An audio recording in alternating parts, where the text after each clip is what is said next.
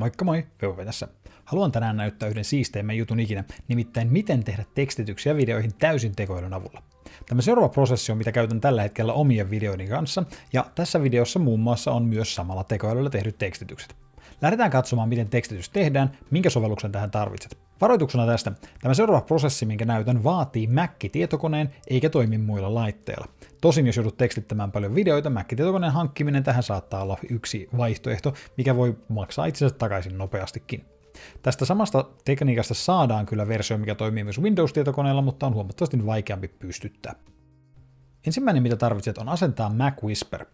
Mac Whisperin löydät seuraavasta osoitteesta goodsnooze.gumroad.com kautta Mac Whisper. Täältä voit ladata sen ilmaisen version kokeilemista varten, tosin itse ainakin ostin maksullisen version, jotta pystyisin käyttämään tekstitystoimintoa kunnolla. Ilmaisella versiolla pääset kokeilemaan sovellusta, mutta et pääse ihan sen parhaaseen laatuun käsiksi. Voit täältä joka tapauksessa ottaa käyttöösi sovelluksen, testaa ensin vaikkapa ilmaista versiota ja vaihda sitten maksulliseen. Kun sovellus on ladattu ja asennettu, voit käynnistää sen. Sovellus näyttää yksinkertaisesti täältä. Sovelluksen etusivulta valitset ylhäältä, mitä kielimallia haluat käyttää. Kommentamalla täältä Manage Models pääsen valitsemaan ja lataamaan näitä lisää. Ilmaisessa versiossa pystyt käyttämään korkeintaan Small tai ehkäpä Medium-mallia, mutta Large-malli, jolla saadaan oikeasti hyvää jälkeä, kuuluu maksullisen version erikoisuuksiin. Käy lataamassa täältä mallit, mitä haluat käyttää. Tiny-malli on erittäin nopea, mutta esimerkiksi suomen kielessä sen jälki on aika huonoa. Medium-mallikaan ei mielestäni suomeksi ollut tarpeeksi hyvä, joten itse suosittelisin maksulliseen versioon siirtymistä ja Large-mallin lataamista. Englanninkieliselle sisällölle muut mallit voivat toimia.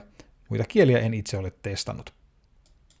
Toinen, mikä täältä pitää määrittää, on mille kielelle haluat tulkittavan tuon tekstin. Esimerkiksi täältä ylhäältä olenkin valinnut Finnish.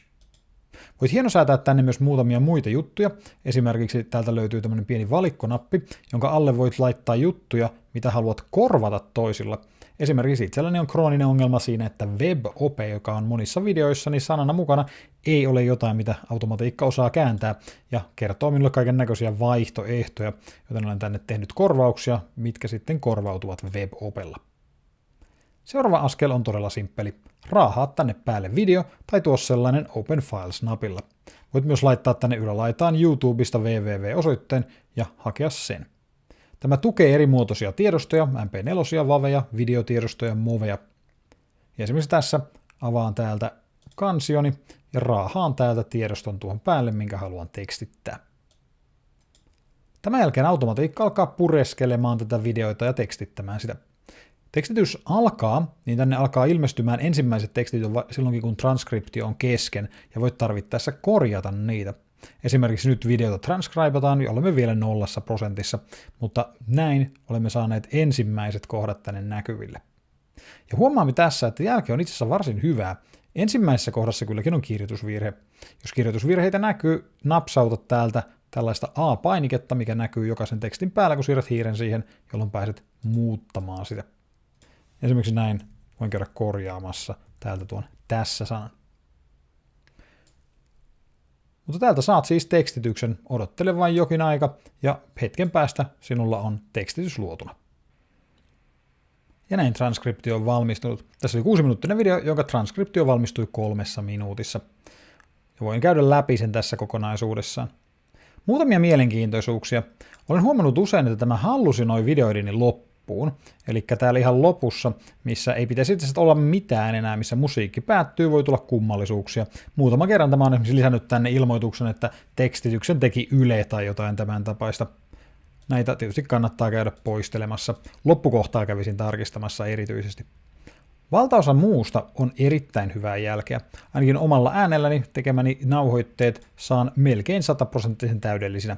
No, riittävän täydellisenä ainakin. Kyllä tänne virheitä vielä jää, mutta ei niin paljon, ettei tästä saisi selvää. Lopuksi, jos haluat, voit vielä muokata tekstitystä. Siirrä vain hiiren kursori jonkun tekstin päälle ja paina A:ta. Jos haluat kuulla, mitä tässä sanotaan, paina Play-nappia tästä vierestä. Voit myös kopioida tämän leikepöydälle. Voit valita ylhäältä myös muutamia lisää optioita. Oleellisin kuitenkin tietysti on nyt tallentaa tämä. Painasit täältä tätä Extract-painiketta tai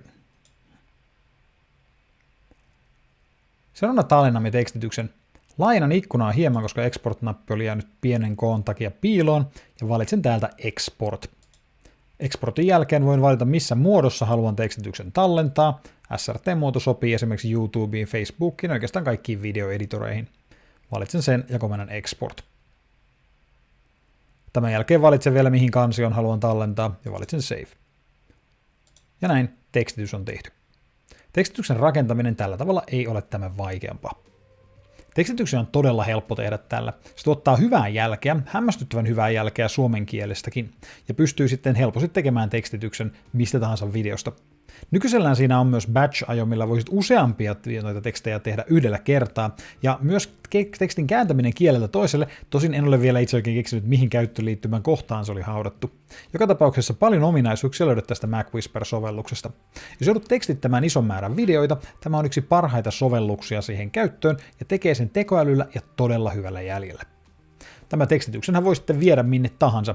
Esimerkiksi itse lataan nämä YouTubeen, mutta videoeditorit tukevat näitä tekstityksiä myös, eli jos haluat niin sanotusti kovakoodata tekstityksen videosi, SRT-tekstitys, mikä tuolta viedään ulos, voidaan mennä valtaosaan videoeditoreista sen kanssa ja laittaa tekstitys mukaan sitten videoon ihan kovakoodattuna myös. Toivottavasti tästä videosta oli hyötyä ja löysit siitä uuden tekniikan, millä voit helpottaa omaa elämääsi ja saada tekstitykset videoihisi. Mikäli olit, muista käydä tilaamassa kanavani. Täältä löydät uutta tekoälyasiaa ja muita hyviä teknisiä vinkkejä joka ikinen päivä. Kannattaa myös käydä tykkäämästä tästä videosta, sillä tavalla autat myös kanavani kasvamaan, mistä olen hyvin kiitollinen. Teit mitä teit, kiitoksia tämän videon katselusta, toivottavasti siitä oli sinulle hyötyä. Vepo voi kiittää ja kuittaa.